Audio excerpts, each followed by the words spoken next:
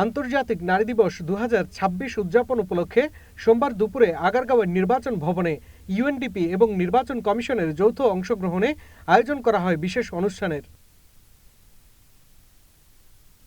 অনুষ্ঠানে যোগ দিয়ে ইউএনডিপির আবাসিক প্রতিনিধি স্টিফেন লিলার গণতন্ত্রের জন্য নারীদের গুরুত্ব তুলে ধরে বলেন, তাদের অংশগ্রহণ নিশ্চিত করা জরুরি।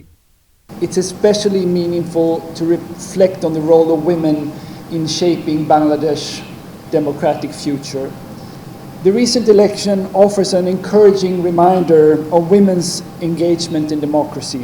বক্তব্যে নির্বাচন কমিশনাররাও নারীদের গুরুত্ব তুলে ধরেন, বলেন পরিবর্তিত নির্বাচনী সংস্কৃতির যে যাত্রা শুরু হয়েছে সেখানে নারীদের ক্ষমতায়নে বিশেষ গুরুত্ব দিতে হবে। রাজনৈতিক দলের পক্ষ থেকে কোনোদিন এই বাংলাদেশে যে আচরণবিধি পরিপন্থী কোনো কাজ কর্মী বাহিনী করবে না, এই আহ্বান এবারই প্রথম হয়েছে। পোস্টারবিহীন একটি নির্বাচন হবে, এটি কল্পনার অতীত ছিল। যে রাজনৈতিক যে সংস্কৃতি, এটি মনে হয় সামনের দিকে একটা ইতিবাচক ধারায় পরিচালিত হতে যাচ্ছে। ভবিষ্যৎ হোক নিরাপদ, বিনিয়োগ হোক বিশ্বস্ত, আর আমার পছন্দ সল্ট বে। ওয়েলকাম টু সল্ট বে।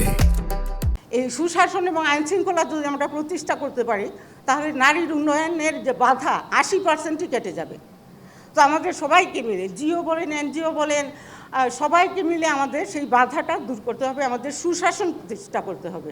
ফান্ডামেন্টাল প্রিন্সিপলস অফ স্টেট পলিসির মধ্যে চ্যাপ্টার 2-র মধ্যে যে রাষ্ট্রের যে পলিসি থাকে, পলিসির মধ্যে যে কি পলিসি, যে জাতীয় জীবনের সর্বস্তরের মহিলাদের